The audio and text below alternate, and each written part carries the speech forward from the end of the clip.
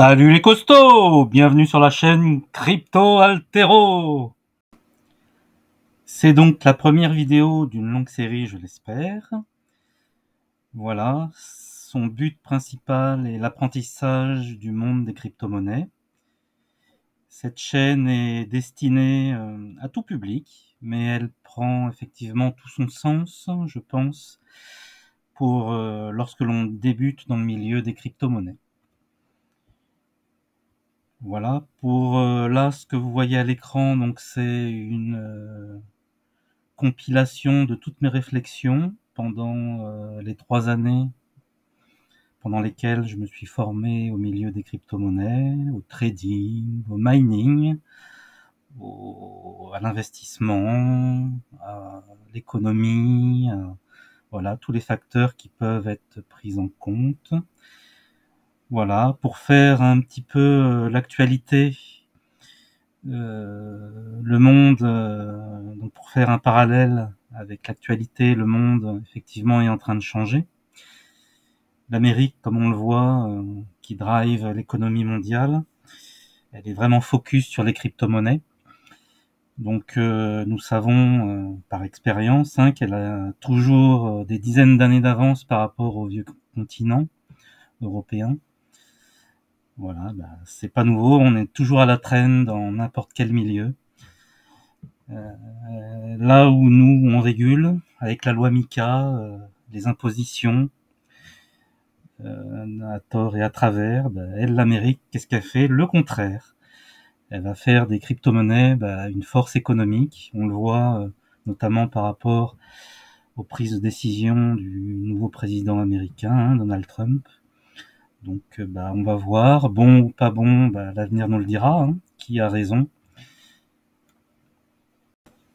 Je pense que la sortie de ma première vidéo est idéale dans un contexte où le marché des crypto-monnaies est très tendu en ce moment, à l'aube du bull run que tout le monde attend avec impatience sur ce cycle. Je veux transmettre un message de force et d'encouragement. Vous voyez, le nom de ma chaîne, Crypto Altero, je pense qu'elle est assez révélatrice. Donc je veux vous donner de la force, de l'encouragement, comme un entraîneur qui motiverait ses athlètes avant de rentrer en scène, soit sur un tatami, un plateau d'haltérophilie en l'occurrence, ou un terrain de foot ou de basket. Pour ma part, donc comme je vous l'ai dit, ça fait à peine 3 ans que je m'intéresse aux crypto-monnaies. Donc ce document-là, qui est devant vos yeux, donc je l'ai conçu en faisant la synthèse de toutes ces années. Ce que je voulais vous dire, c'est que je l'ai réalisé aussi bien pour moi que pour vous. Voilà. Je le vois un petit peu comme un code ou de bonne conduite, une méthodologie pour éviter toutes les erreurs que j'ai pu faire précédemment. Il condense des bonnes pratiques, une description donc des crypto-monnaies, le fonctionnement interne des crypto-monnaies, leurs forces, leurs défauts. Également, et il faut pas le négliger, les risques associés. Donc la blockchain, comme on le sait, est un vecteur de beaucoup d'arnaques. Donc derrière cette belle façade, et il y a des risques également énormes. C'est pour ça que j'ai fait une rubrique sécurité et avertissement. Voilà, pour montrer un petit peu tout à quoi on s'expose lorsque l'on est dans ce milieu-là. Tout est démultiplié par rapport à la finance traditionnelle. Là, on est en phase de réglementation en Europe, ce qui peut être bien perçu effectivement pour sécuriser l'investisseur débutant. Voilà, en tout cas, j'ai essayé de compiler toutes ces informations-là, d'en tirer des conclusions sur ce qui me semble le plus pertinent et les narratives ou les jetons qu'il faut privilégier. Voilà. Alors il va y avoir bien entendu tout un lexique à part à appréhender. C'est pourquoi je vous invite à lire ce document qui m'a pris un petit peu de temps quand même, mais qui me semble voilà, essentiel pour surfer dans ce milieu-là. Je mettrai gratuitement à disposition en téléchargement dans les prochains jours ce document. Et je pense que j'y ferai référence à plusieurs reprises dans mes vidéos futures. Rentrons dans le vif du sujet. J'aimerais que cette première vidéo soit pratique et instructive. Je vais vous montrer directement les outils et les sites que j'utilise personnellement pour mettre en place un espace de travail efficace qui nous permette de prendre des bonnes décisions au quotidien. Et ben, c'est parti les costauds, allons-y! Je vous ai préparé une petite quinzaine de liens de sites internet et d'outils, voilà, que j'utilise au quotidien. Donc, il me semble pertinent. Moi, j'adore celui-ci, donc CoinGecko, qui est donc une liste des prix des actifs et aussi, bien sûr, un agrégateur de prix. Ce que j'aime bien, c'est qu'il intègre presque 17 000 cryptos déjà. Voilà, donc il en référence énormément. J'aime bien son interface. Alors, tous ces sites internet, je mettrai leurs liens en description si vous ne les connaissez pas. Voilà, donc autre avantage de CoinGecko, c'est qu'il a un espace personnel, donc My Portfolio. Vous pouvez référencer tous les actifs que vous prenez au quotidien, donc les achats, les ventes. Et ce que j'aime bien, c'est qu'en ayant cette rigueur d'implémenter tout ce que l'on fait en achat et en vente dans ce porte-monnaie, c'est que ça vous met, par exemple, votre moyenne du prix d'introduction. Donc, si vous achetez à plusieurs époques différentes, vous avez le prix moyen d'achat pour une paire de cryptos. Donc, vous voyez, après, c'est une interface assez simple d'utilisation. Je vous montrerai ultérieurement. Donc, on a une vision aussi graphique de l'ensemble de notre portefeuille, donc sous forme de camembert. Voilà. Le deuxième site que je voulais vous présenter, c'est CryptoBubble, qui est, on va dire, le plus visuel pour voir au quotidien, donc par semaine, par heure, voire sur des temps encore inférieurs à 5 minutes, 10 minutes, tout ce que vous voulez. Donc on voit l'évolution du cours visuellement. Donc quand c'est jaune, quand c'est vert, pardon, c'est que c'est dans le vert, c'est que donc l'actif augmente. Quand c'est rouge, l'actif descend. Vous voyez que aujourd'hui c'est pas fabuleux. Voilà. Donc qu'est-ce qu'il y a d'autre comme site? CoinGlass qui fournit énormément d'informations. Donc site très utile. Là on a en l'occurrence le Fear and Greed, qui est l'indice de peur et de cupidité, un indice très important dans les crypto-monnaies, puisqu'il donne un peu le sentiment de marché. Voilà. Défilama aussi, super site. Donc on a des tonnes d'informations qu'on retrouve nulle part, notamment, je sais pas sur quelle paire on est. Vu le montant, ça doit être l'Ethereum. Donc on a la TVL, donc la Total Value Lock, mais on a plein d'autres informations. Par exemple, on va aller sur Ethereum, pardon, qui est là. Donc là, on a le graphique de la TVL. Qu'est-ce qu'on peut avoir d'autre, par exemple, d'informations intéressantes? Tous les revenus du protocole. Et puis on peut cumuler, bien entendu, vous voyez tous ces critères. C'est super joli et pratique.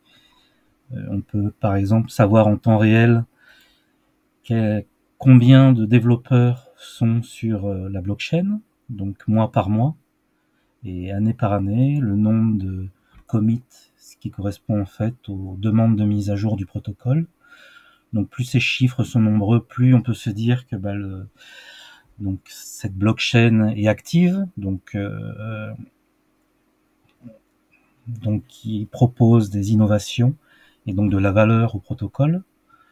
Donc voilà, donc c'est un super site avec plein de possibilités. Qu'est-ce qu'il y a d'autre? Alors là, c'est l'indicateur, par exemple, de l'alt-saison, qui est vraiment très important, qu'on espère tous voir Donc arriver très vite au-delà des 75. Donc là, je suis par exemple sur une période donc d'un an, donc ce qui donne une vision plutôt longue, mais très intéressante. Vous voyez que si on dézoome par exemple, on voit que les zones de surcharge où on dépassait les 75%, donc c'était le précédent bull run en 2021. Donc c'est les performances grosso modo des altcoins, ce qui correspond aux crypto-monnaies autres que Bitcoin et Ethereum. Voilà, donc on peut voir qu'on est quand même assez loin de l'euphorie et du pump tant attendu. Voilà, un autre site, bitcoincyclecomparison.com, que je trouve sympathique pour se positionner sur tous les cycles précédents. Donc là, je suis par exemple positionné par rapport au bottom, mais on peut se positionner également par rapport au halving. Donc vous pouvez aller voir dans mon précédent document à quoi correspond ce terme halving, qui est très important en crypto-monnaie. Je le décrirai peut-être à un autre moment. Donc vous avez par exemple aussi CryptoRank, que je trouve très intéressant par rapport au vesting, qui est très visuel. Le vesting, c'est l'événement qui correspond à la libération de jetons d'un protocole. Donc, qui veut dire libération de jetons, forcément dilution. Donc, le cours qui est potentiellement en baisse. Voilà, donc c'est très intéressant d'avoir ces informations et surtout de savoir la répartition qui a la plus grande part du gâteau sur un protocole. Voilà, donc très important. Et puis après, on va aller plutôt vers des sites d'information, donc du contenu économique, mais orienté quand même crypto, donc CoinGap, qui est très connu. Bon, en anglais, mais bon, si vous utilisez par exemple Google Chrome, ce qui peut être très pratique, juste avec un clic droit, vous pouvez traduire en temps réel en français, pour ceux qui sont pas à l'aise avec l'anglais. J'en fais partie, rassurez-vous. Voilà, donc voilà, The Block aussi, très important. On a souvent accès à des informations vraiment presque en priorité. C'est vraiment très intéressant pour agir éventuellement selon des informations intéressantes. Cryptos, qui est l'un des plus gros sites d'information sur les crypto-monnaies, est français, tout en français. Donc j'ai beaucoup appris au début avec ce site-là, toute la terminologie. Ils ont des vidéos explicatives, ils ont vraiment beaucoup de choses pour apprendre sur la blockchain. Voilà, et puis bien sûr un flux d'actualité traduit en français qui est très intéressant. Cointelegraph également, c'en est un. Bon là c'est plus pour des données macroéconomiques, donc sur bien sûr le CAC 40 en France, mais aussi le marché américain. Voilà, ça donne une vision du marché global. Bon, ça c'est un site, je sais pas si vous le connaissez, hashrate.no. Comme j'ai commencé on va dire mon apprentissage sur les crypto-monnaies par le mining, donc j'ai très vite découvert ce site-là qui est très intéressant pour les personnes qui font des revenus en minant. Voilà, par exemple, on peut voir en temps réel quel est le hash rate qui correspond en fait à l'intérêt que les gens se font d'un protocole, qui pourrait être assimilé en quelque sorte à la TVL pour un protocole de finance décentralisé. Donc, par exemple, si on tape Alephium, qui est une blockchain pas encore très connue, mais peut-être avec un avenir, on l'espère, moi je l'espère puisque j'ai investi un petit peu dedans, radieux, voilà, on voit notamment le hash rate, la fameuse métrique qui donne grosso modo la courbe donc du taux de hash rate, c'est-à-dire le nombre de personnes qui minent sur ce protocole. Donc il s'agit bien sûr du mécanisme de consensus, de preuve de travail, donc comme Bitcoin. Comme je l'ai mentionné dans mon petit manuel d'introduction, donc je décris un petit peu tout ce qui existe, notamment aussi le Proof of Stake, qui est un autre protocole, moins énergivore, mais plus centralisé malheureusement, donc chacun a ses avantages et ses inconvénients. Voilà, donc très bon site en fonction, par exemple, de la carte graphique que vous avez. Vous allez pouvoir savoir quel protocole est le plus rentable pour vous. Bon, au jour d'aujourd'hui, je vous déconseille de faire du mining. C'est pas très rentable au coût de l'énergie actuelle. Enfin bon, voilà, ça a le mérite d'exister et de donner des métriques intéressantes. Et puis voilà, le plus important qui va nous guider au quotidien, que j'utilise personnellement tout le temps, c'est TradingView, qui est l'application la plus connue dans le milieu du trading, dans lequel on peut avoir le cours d'actions traditionnelles, mais aussi de toutes les crypto-monnaies et de leur prix sur chaque exchange. Voilà, vraiment très utile. Et je pense que la meilleure manière donc de commencer cette vidéo, c'est de voir directement l'utilisation de TradingView. Pour les plus débutants d'entre nous, je vais commencer par expliquer ce qu'on voit à l'écran. Donc cette fameuse courbe là, donc on est sur la paire Bitcoin USDT, enfin USD pardon. Donc cette courbe symbolise donc le prix de l'actif. Oups. Alors, une bougie, on va peut-être commencer par le début, hein. C'est quoi une bougie de prix? Donc là, on voit qu'on est sur une période d'un jour. Donc, chaque bougie représente un jour du cours, tout simplement. Donc, une bougie, c'est composé de quoi? Donc, c'est composé d'un corps comme celui-ci. Hop, symboliquement, on va peut-être, on va le mettre en vert, pourquoi pas. Donc les bougies vertes, rapidement, ça donne une vision globale. On voit qu'on est en montée quand c'est vert et en descente quand c'est rouge. Bon, donc c'est une bonne symbolique déjà. Voilà, donc une bougie, c'est composé donc d'un top et d'un bottom. C'est composé également, on va le dessiner, c'est le dessin, hop, un petit rectangle d'un corps plus épais. Donc là, on va le mettre en vert, par exemple. Hop. Couleur verte. Allez.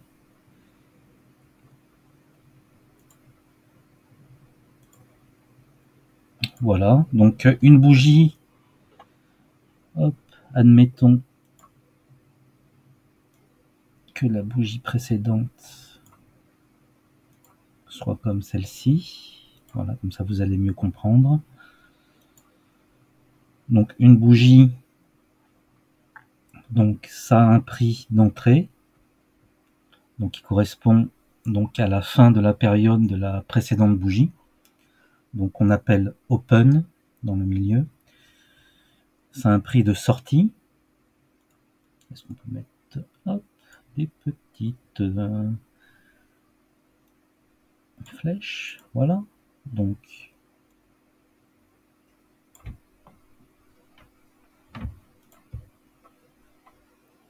un prix d'entrée, hop.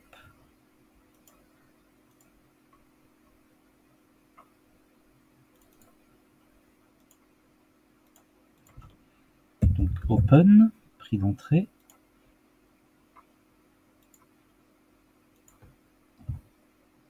On peut faire des copier-coller aussi, c'est vraiment pratique. Hop, pardon.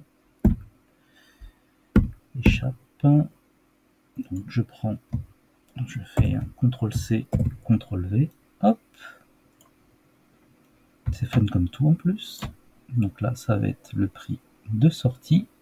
Je double-clique. Donc close. Hop. Voilà, et puis après, vous avez le top et le bottom. le top. Donc le prix le plus élevé pendant, en l'occurrence, la journée, puisqu'on est sur une time frame d'un jour.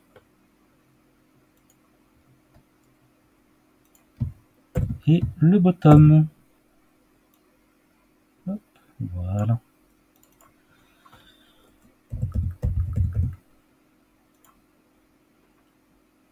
Oula.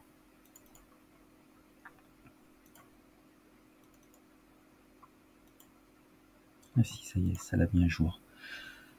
Donc voilà, il y a ces 4 composantes. Bien sûr, il y a d'autres composantes, notamment le volume, qui est très important. Pardon, je l'ai mal positionné. Le bottom. Donc on résume, le prix d'entrée sur le jour J, le prix de sortie, donc, et entre tout ça, vous avez le prix le plus bas qui a été atteint dans la journée et le prix le plus haut. Voilà, donc ça me semblait important de comprendre cette notion-là pour déjà, avant de commencer quoi que ce soit. Donc la time frame, comme je vous l'ai dit, donc pour les traders, à court terme, 1 heure, c'est un time frame plutôt intéressant. Voilà. Bon, pour les investisseurs, on va plutôt se focaliser sur des périodes beaucoup plus longues. Donc, ce qui veut dire en semaine ou en jour, ça donne des tendances plus intéressantes, globales, surtout pour savoir se positionner à long terme. Donc là, on peut voir que le Bitcoin, il est proche de son plus haut, donc ATH, qu'il a fait ce week-end d'ailleurs, comme on peut le voir ici. C'est le plus haut jamais enregistré. Voilà. Donc pour l'interface, ça me semble déjà très important. Le time frame. Vous avez compris la notion de bougie. Donc là, vu qu'on est qu'en weekly, ça veut dire que c'est du lundi au dimanche. Voilà. Donc pareil, même métrique. Un prix d'entrée, un prix de sortie, le plus bas et le plus haut. Voilà. Donc les indicateurs, ça je vais vous le montrer tout de suite après. Donc là, une liste d'outils sur la gauche. Une liste très importante que je vous décrirai au fil du temps. Ajoutons tout de suite une première paire de trading. Donc on va cliquer sur le petit plus en haut à droite. On va mettre Ethereum par exemple, ETHUSDT. Et on va prendre par exemple Binance. Alors ce que j'aime bien en prenant la paire en question sur Binance, c'est que c'est l'exchange le plus connu et sur lequel il y a le plus de volume. Donc c'est vraiment celui qui va influencer le plus le prix du cours de l'actif en question, en tout cas pour les crypto-monnaies. Voilà. Donc il vient de se rajouter ici. On peut personnaliser, par exemple pour pas se mélanger avec tout ce qu'il y a là-haut, on peut rajouter une section. Donc on va dire que c'est la section crypto Altero. Voilà. Voilà, donc on se retrouve avec la paire Ethereum USDT, donc USDT qui est le stablecoin adossé au dollar. Donc, oh là là, échappe. Voilà. Et on va créer nos premiers indicateurs. Je pense que c'est le moment d'apprendre un peu comment fonctionne tout ça. Donc, au niveau des indicateurs, hop, les plus importants, vous avez plusieurs catégories. Donc comme indicateur, vous allez avoir les indicateurs de tendance, comme les moyennes mobiles, donc qui sont une moyenne sur une période donnée, donc du prix du cours de l'actif. Voilà, donc des indicateurs de tendance. Vous avez les moyennes mobiles, donc hop, par exemple MA, donc moyenne mobile. Donc vous avez les doubles, les triples, les simples. Voilà, comme Autre indicateur, vous avez les indicateurs de momentum, comme le RSI, qui est très connu, RSI, qui est l'un des indicateurs le plus importants, indice de force relative, on va d'ailleurs le rajouter à notre graphique. Vous voyez, il s'est placé en dessous, je vais vous expliquer à quoi il sert, si vous ne le savez pas. Voilà, comme autre indicateur, vous avez la volatilité. Donc la volatilité, ça va être par exemple les bandes de Bollinger, qui est français d'ailleurs. Il faut reconnaître voilà, la valeur des mathématiciens français. Donc Bollinger Bar, vous voyez, Bollinger. Donc les bandes de Bollinger. Hop, voilà. Bande de Bollinger. Oh, on a dépassé notre quota. Donc ce qu'on va faire, c'est que ça, on va le supprimer. Indicateur, Bollinger. Bande de Bollinger. Hop, vous voyez, c'est beau comme tout. Donc la volatilité, c'est quoi? C'est la proportion, la propension à l'actif en question, donc de faire des fluctuations importantes ou non, et aussi à une fréquence donnée. Donc en fait, ça donne une bonne indication sur voilà, sur l'écart des prix, et donc c'est une métrique très importante. Donc vous voyez, quand le nuage de Bollinger se resserre, ça veut dire qu'il y a peu de volatilité, donc peu d'écart de prix. Donc c'est souvent à l'issue de ces phases-là qu'il y a des mouvements forts, et donc des montées ou des descentes. Voilà, donc c'est un des indicateurs aussi très importants. Vous voyez qu'ici déjà sur le symbole, vous avez aussi les barres de volume. Donc là, ce sont des volumes en weekly, donc sur chaque bougie de la semaine, vous avez le volume associé en vert ou en rouge. Il existe également des profils qui sont plus sur ce côté-là, que je ne peux pas vous montrer là, mais que je vous montrerai dans d'autres vidéos.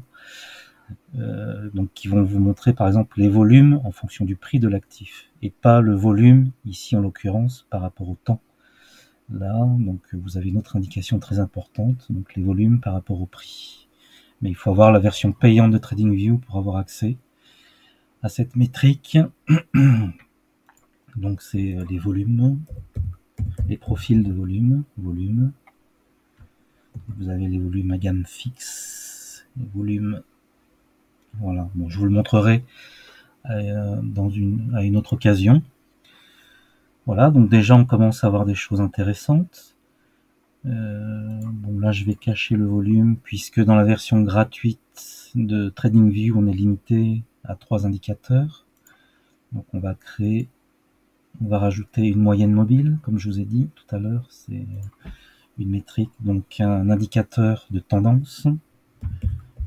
Moyenne mobile simple, donc MA, comme je voulais. Hop, on peut plus. Donc on va supprimer le volume. Donc indicateur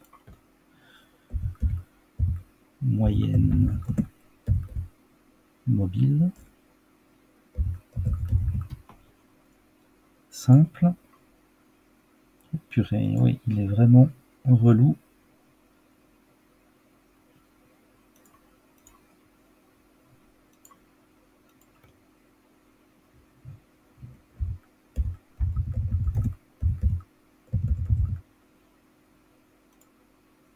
Voilà, on y arrive enfin. Alors ce qui est intéressant dans TradingView, c'est que chaque indicateur qu'on rajoute ici, on peut en récupérer le code. Donc TradingView a développé son langage qui s'appelle le PineScript. Vous voyez, si je clique sur le code source, hop, de l'indicateur, voilà.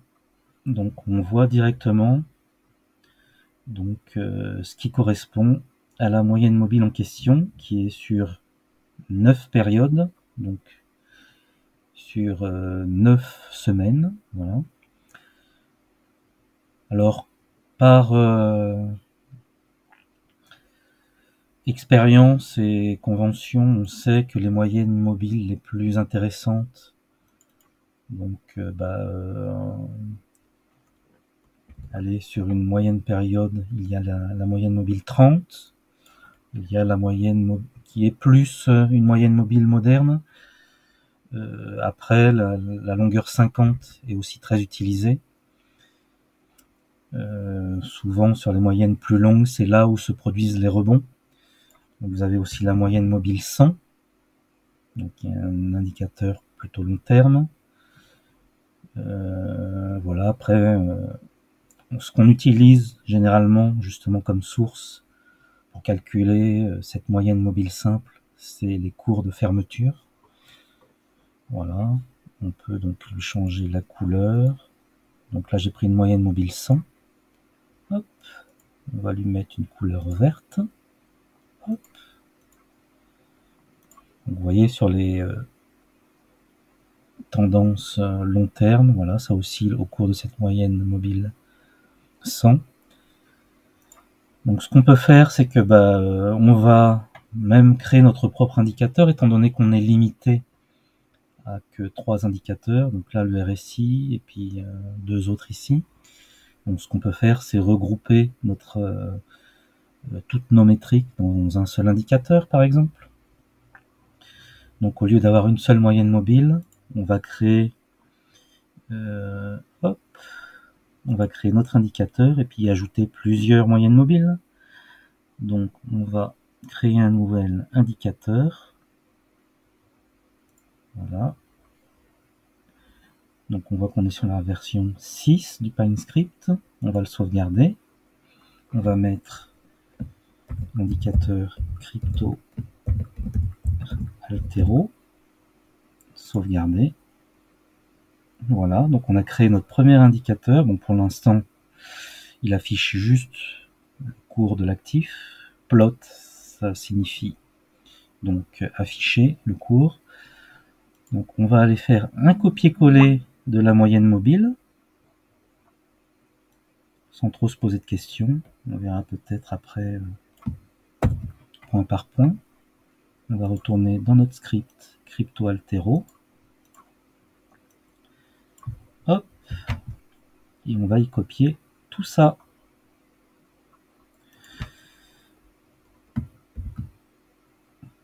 Donc là, je fais CTRL S pour sauvegarder ce que je viens de faire. Je vais enlever cet indicateur là et ajouter au graphique notre premier indicateur. Ah oui, j'ai oublié qu'il fallait mettre une variable. Donc le nom du script, ça va être crypto altero. Donc là, on va mettre overlay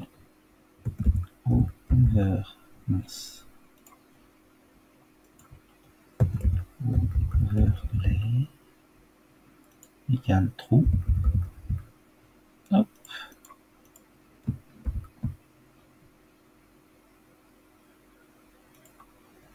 Donc, quand on va l'ajouter, maintenant il va se retrouver dans l'écran principal. Voilà. Donc là on voit qu'on a une moyenne mobile 9 sur 9 périodes. Donc on va rajouter 3 moyennes mobiles.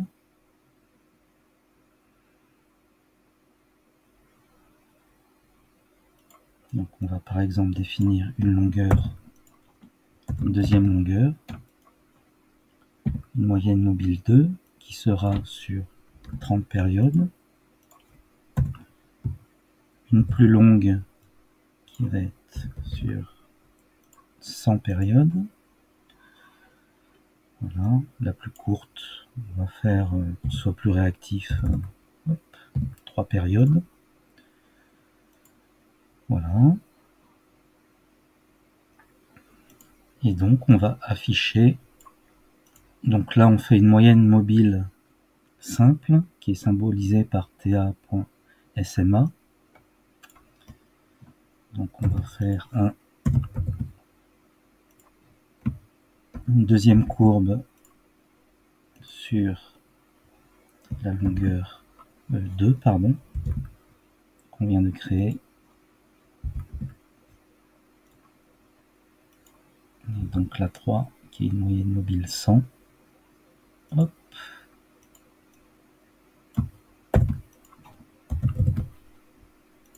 Voilà, copier-coller, 3 moyennes mobiles 100. Donc la première, on va la laisser en bleu. La seconde, on va la mettre en rouge, par exemple. Color red. Vous voyez que c'est finalement très simple comme langage. Hop, il suffit de faire des copier-coller, de s'inspirer d'indicateurs qui existent déjà. Color, pardon, red. Donc ça va être la MA2 ou la MA30, on peut la nommer.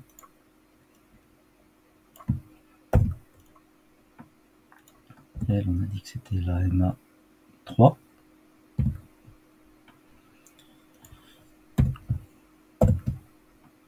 Et donc la troisième moyenne, la troisième courbe, qu'on peut faire en vert par exemple.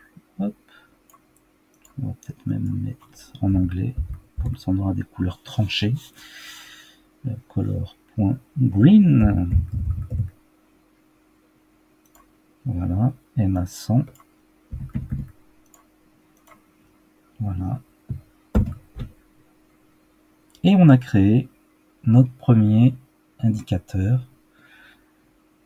On va remonter ça, on va le mettre à 9 comme c'était pas mal finalement.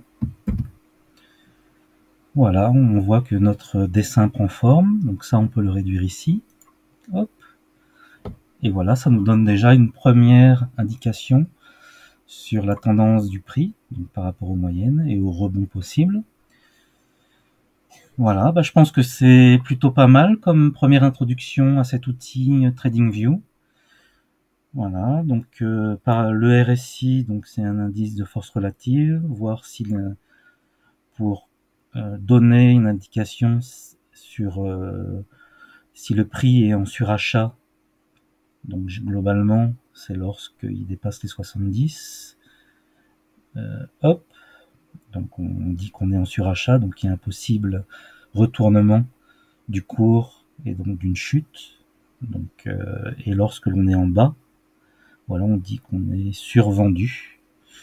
Et donc très souvent, c'est des bons points d'introduction ou d'achat du cours. Donc quand on est sur une période long terme, comme on est en survente, et généralement le prix aurait tendance plutôt à remonter par la suite. Bon, ça reste que des suppositions assez vagues pour l'instant, mais vous allez voir qu'on va vite creuser la question et donc en peaufinant notre indicateur Crypto Altero, que j'ai mal nommé d'ailleurs, ça va pas ça. Crypto Altero, voilà. Hop. Voilà, bon j'espère que cette première partie de vidéo vous a plu et qu'elle vous aura donné envie de creuser encore plus la question. Voilà, bon n'hésitez pas à me faire un premier retour sur cette première vidéo. Et puis on revient très vite pour un second épisode. Salut les costauds, force et honneur!